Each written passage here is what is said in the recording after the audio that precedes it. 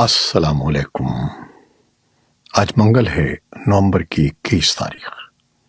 पाकिस्तान में इस वक्त शाम के 7, भारत में 7:30 और यहाँ हमारे स्टूडियोज की घड़ियों में सुबह के 9 बज रहे हैं।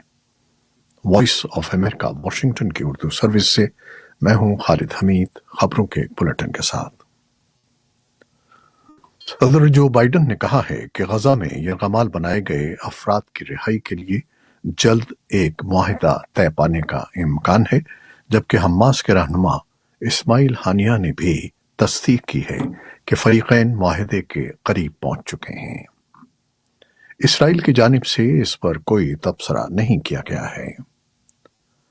इसराइल के हैरेट्स अखबार ने मुज़ाकरात में शामिल एक जरिए का हवाला देते हुए कहा है कि कतर मंगल को मुआहिदे की तफसीलात शाया करेगा। कतर सालिसी की कोशिशों में शामिल रहा है। गजा शहर के करीब एक शहरी पनागुज़ी कैंप में इसराइली फौज और फलस्तीनी अस्करियत पसंदों के दरमियान लड़ाई की इत्तला मिली है, जबकि इसराइल ने गजा में अपनी फौजी कार्रवाई को बढ़ा दिया है।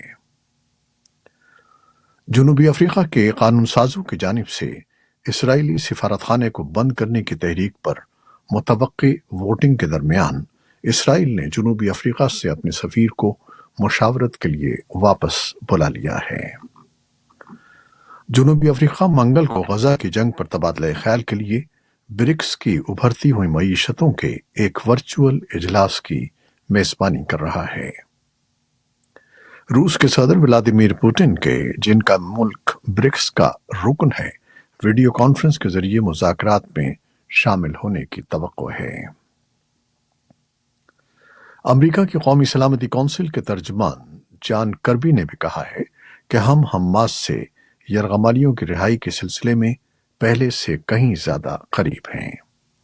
कतर की मुआवनत से इसराइल और हमास में मामलात तय करने का अमल जारी है, जिसके तहत मुमकिना तौर पर आर्जी जंगबंदी के बदले कुछ यरगमालियों को रिहा किया जाएगा।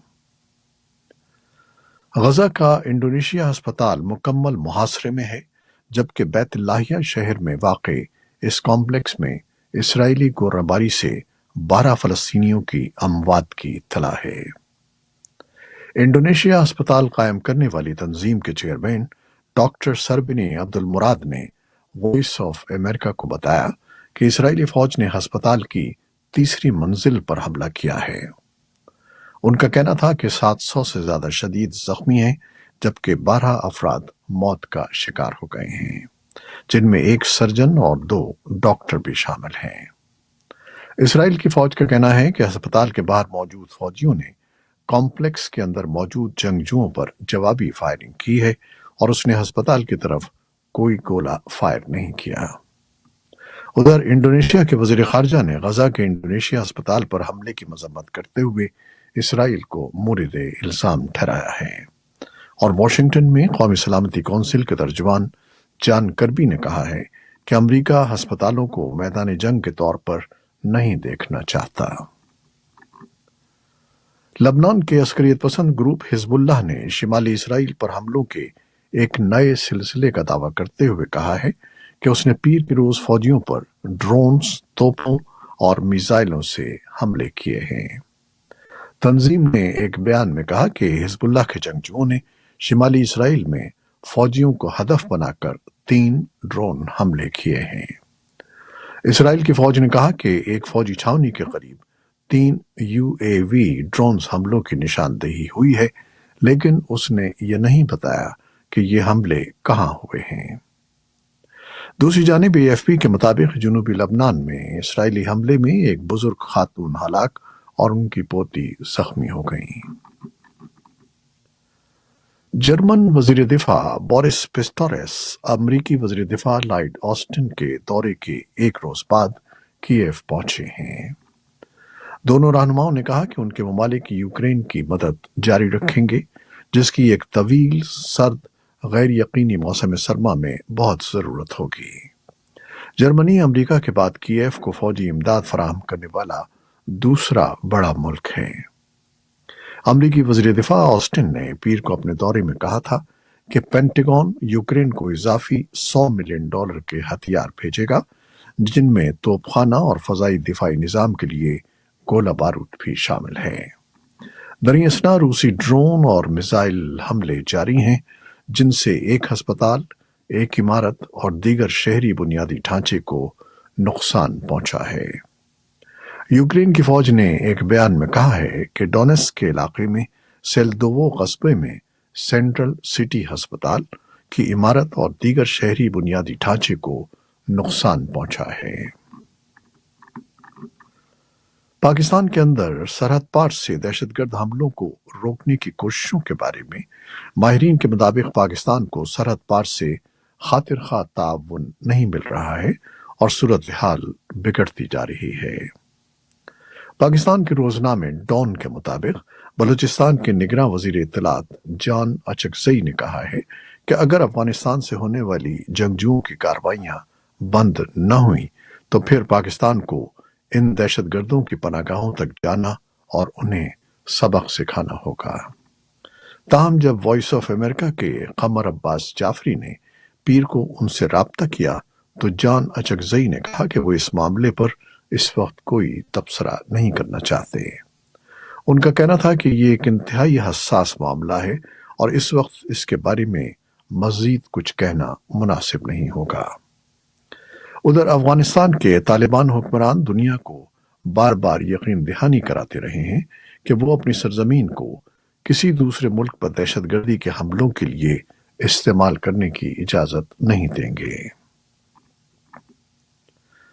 سائفر کیس میں پاکستان تحریک انصاف کے چیئرمین عمران خان کو اسلام آباد ہائی کورٹ سے بڑا ریلیف ملا ہے، جہاں عدالت نے عمران خان کی جیل ٹرائل اور جج تعیناتی کے خلاف انٹرا کورٹ اپیل پر محفوظ فیصلہ سناتے ہوئے جیل ٹرائل کالعدم قرار دے دیا، البتہ جج کی تعیناتی کے عمل کو درست قرار دیا ہے۔ اقوام متحدہ کے انڈر سیکرٹری جنرل برائے انسانی امور اور ہنگامی امداد کے کوآرڈینیٹر مارٹن گریفتھس کا کہنا ہے کہ ستمبر کے وسط سے اب تک 3 لاکھ سے زیادہ افغان پاکستان سے افغانستان واپس جا چکے ہیں۔ ان کا کہنا تھا کہ ہم انہیں امداد فراہم کرنے اور ان کی بنیادی انسانی ضروریات کو پورا کرنے کے لیے $10 ملین مختص کر رہے ہیں۔ عالمی ادارہ خوراک یا WFP کا کہنا ہے کہ اس تنظیم نے گزشتہ ہفتوں میں واپس آنے والے 2 لاکھ افغانوں کی مدد کی ہے اور اب واپس آنے والے 10 لاکھ افراد کے لیے $16 ملین امریکی کی ضرورت ہے۔ دریں اثنا امریکی ناظم الامور کیرن ڈیکر نے کہا کہ واپس آنے والوں کو ایک محفوظ پناہ گاہ کی ضرورت ہے اور وہ عزت اور تحفظ کے مستحق ہیں۔ 1 نومبر کی ڈیڈ لائن گزرنے کے بعد پاکستان میں غیر قانونی طور پر مقیم غیر ملکی شہریوں کے انخلاء کا سلسلہ جاری ہے۔ سرکاری اعداد و شمار کے مطابق تقریباً 4 لاکھ کے قریب افراد کو واپس ان کے ممالک بھیجا گیا ہے، جس میں زیادہ تر افغان باشندوں کی تعداد ہے۔ پاکستانی حکومت کی جانب سے اس اقدام کے بعد دیگر ممالک کے رہنے والے افراد میں بھی تشویش کی لہر دوڑ گئی ہے۔ ان میں یغور کمیونٹی سے تعلق رکھنے والے افراد بھی شامل ہیں۔ تفصیلی رپورٹ کے لیے ہمارے سوشل میڈیا پلیٹ فارمز پر آئیے۔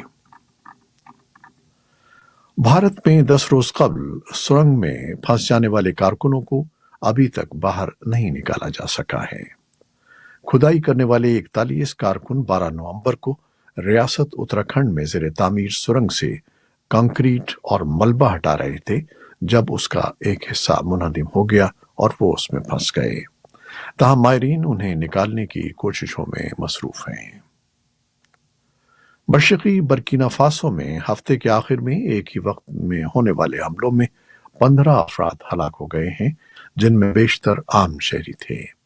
یہ مغربی افریقی ملک جہادیوں کی شورش کا مقابلہ کر رہا ہے جو سن 2015 میں پڑوسی ملک مالی سے یہاں آئے اور اس شورش میں 17,000 سے زیادہ شہری اور فوجی ہلاک اور 20 لاکھ افراد بے گھر ہو چکے ہیں۔